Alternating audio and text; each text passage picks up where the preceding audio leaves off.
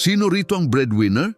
Yung tipong bago ka palang dumilat sa umaga, listahan na ng bayarin ang nasa isip mo? Kuryente, tubig, tuition ng kapatid, maintenance ni nanay, para kang gripo na bawal tumigil ang agos kasi pag huminto ka, tuyo ang lahat. Alam kong pagod ka na at alam ko rin kahit gaano mo gustong mag-quit, hindi mo magawa. Pero paano kung sabihin ko sa iyo na 2,000 years ago, may mga sinaunang Griego na nakatuklas ng isang mental hack para hindi ka mabaliw sa bigat ng responsibilidad mo? Isang sikreto na hindi itinuturo sa school, pero kayang baguhin ang takbo ng buhay mo ngayong taon. Kung feeling mo malapit ka na ma-burnout, kailangan mo itong marinig. Ang tawag sa kanila ay ang mga Stoics. Pero huwag kang mag-alala, hindi ito lesson sa history. Ito ay survival guide. May isang specific na technique silang ginamit na tinatawag na dichotomy of control. Noong unang panahon, ginamit ito ng mga alipin at emperador para manatiling kalmado sa gitna ng digmaan. Pero heto ang twist, ang hack na ito ang eksaktong kabaligtaran ng itinuro sa atin bilang mga Pinoy. Tayong mga Pinoy, sanay tayong magsakripisyo hanggang maubos. Pero ang mga Griego, may ibang paraan sila para protektahan ang kanilang peace of mind habang ginagawa ang tungkulin nila.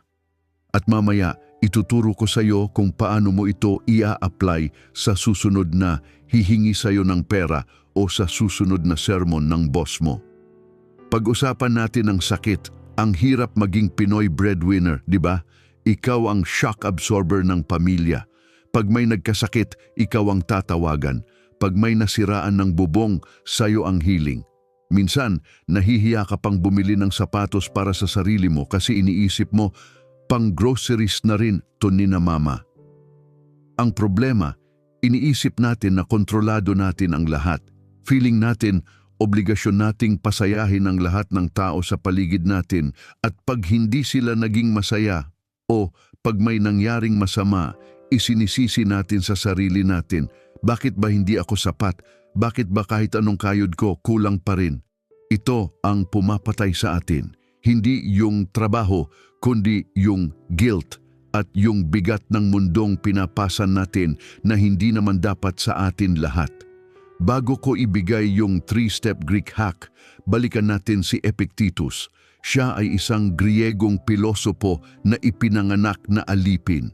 Imagine, wala siyang kontrol sa buhay niya. Pwede siyang saktan o utusan ng kahit ano. Pero sabi niya, happiness and freedom begin with a clear understanding of one principle. Ano yung prinsipyo na yun? Akala ng marami, kailangan mong maging manhid. Akala ng iba, kailangan mong maging madamot. Pero mali sila. Ang totoong sikreto ay hindi tungkol sa paggawa ng mas marami, kundi sa pag-unawa kung ano ang dapat mong hindi pakialaman. Heto na ang hack, The Stoic Dichotomy of Control, Pinoy Breadwinner Edition. Step 1. Hiwalayin ang external sa internal. Ang sahod mo, kontrolado mo ang pagbabudget o internal. Pero ang presyo ng bilihin at ang pangungutang ng tito mo, hindi mo kontrolado o external.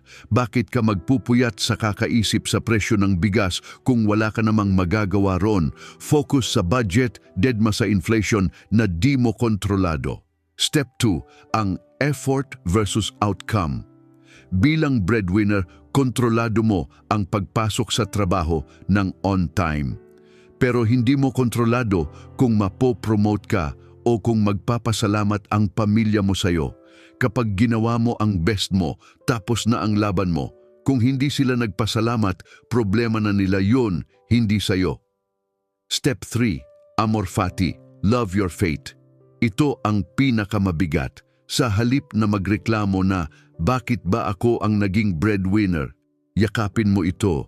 Isipin mo, ito ang tadhana ko ngayon at gagamitin ko ito para maging matatag. Pag tinanggap mo ang sitwasyon, nawawala ang resistance. At pag wala ng resistance, wala ng stress. Ang ancient Greek hack na ito ay hindi para maging tamad ka. Ito ay para magkaroon ka ng armor. Sa susunod na humingi ang kamag-anak mo ng pera na wala sa budget mo, sabihin mo sa sarili mo, kontrolado ko ang pera ko, pero hindi ko kontrolado ang reaksyon nila. Kung magalit sila, choice nila yon. Ang peace of mind mo, choice mo rin. Breadwinner ka, hindi ka superhero. Tao ka lang na may limitasyon. Gamitin mo ang utak ng mga Griego para mabuhay sa mundo ng mga Pinoy. Unahin ang kontrolado, bitawan ang hindi. Doon ka magsisimulang makahinga muli. Kung nakatulong ito sa iyo, i-share mo ito sa isa pang pagod na breadwinner. Magtulungan tayong hindi mabaliw. Hanggang sa muli, ito ang inyong gabay sa buhay. Saludo ako sa iyo, breadwinner.